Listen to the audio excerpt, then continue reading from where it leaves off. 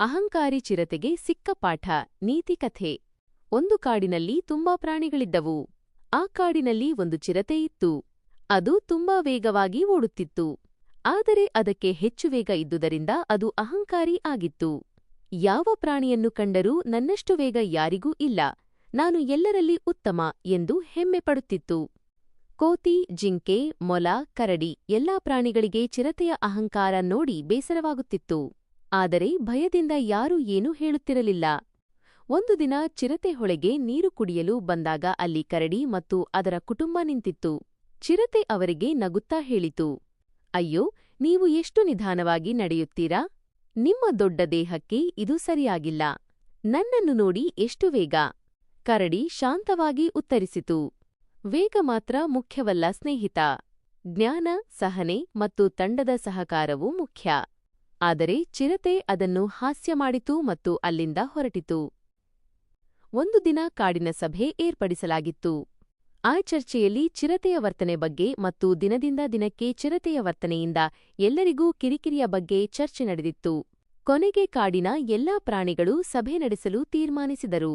ಹಿರಿಯ ಆನೆ ಹೇಳಿತು, ಚಿರತೆಗೆ ಸ್ವಲ್ಪ ಪಾಠ ಕಲಿಸಬೇಕು. ಅಹಂಕಾರದಿಂದ ಬದುಕುವುದು ಸರಿಯಲ್ಲ.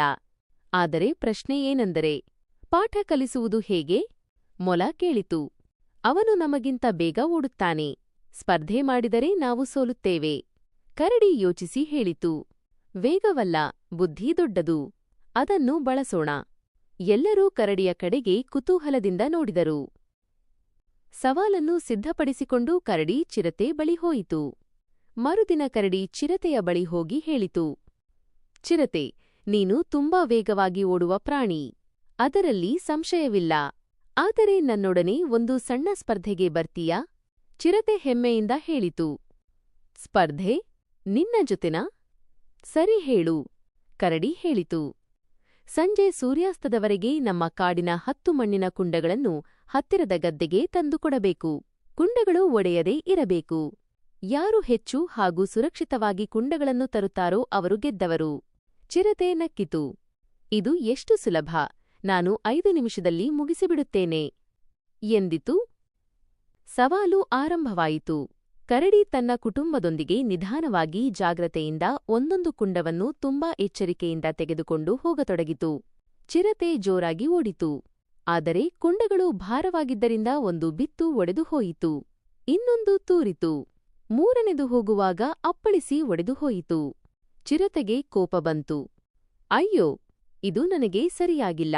ನಾನು ಬೇಗ ಓಡೋದು ಚೆನ್ನಾಗಿದೆ, ಆದರೆ ಈ ಕುಂಡಗಳು ತುಂಬಾ ತೊಂದರೆ. ಇನ್ನು ಕರಡಿ ತನ್ನ ಕುಟುಂಬದ ಸಹಾಯದಿಂದ ನಿಧಾನವಾದರೂ ಸುರಕ್ಷಿತವಾಗಿ ಎಲ್ಲ 10 ಕುಂಡಗಳನ್ನು ಗದ್ದೆಗೆ ತಲುಪಿಸಿತು. ಸಂಜೆ ಆಗುವಷ್ಟರಲ್ಲಿ ಕರಡಿ 10 ಕುಂಡಗಳನ್ನು ಸುರಕ್ಷಿತವಾಗಿ ತಂದಿತ್ತು. ಚಿರತೆ ಕೇವಲ 3 ಕುಂಡಗಳು, ಅವು ಕೂಡ ಹಾಳಾಗಿದ್ದು. ಎಲ್ಲರೂ ನೋಡಿದಾಗ ಚಿರತೆ ನಾಚಿಕೆಯಿಂದ ಅದು ತಲೆ ತಗ್ಗಿಸಿ ಹೇಳಿತು, ನನಗೆ ಈಗ ಅರ್ಥವಾಯಿತು. ವೇಗ ಇದ್ದರೂ ಸಾಕಾಗುವುದಿಲ್ಲ. ಸಹನೆ, ಬುದ್ಧಿ, ಎಲ್ಲರ ಸಹಕಾರ ಇವೇ ದೊಡ್ಡದು. ನಾನು ಅಹಂಕಾರಿಯಾಗಿ ನಡೆದುಕೊಂಡಿದ್ದಕ್ಕೆ ಕ್ಷಮಿಸಿರಿ. ಎಲ್ಲ ಪ್ರಾಣಿಗಳು ಸಂತೋಷಪಟ್ಟವು. ಆ ದಿನದಿಂದ ಚಿರತೆ ಯಾರನ್ನೂ ಹಾಸ್ಯ ಮಾಡದೆ ಎಲ್ಲರನ್ನೂ ಗೌರವಿಸುತ್ತಾ ಬದುಕತೊಡಗಿತು.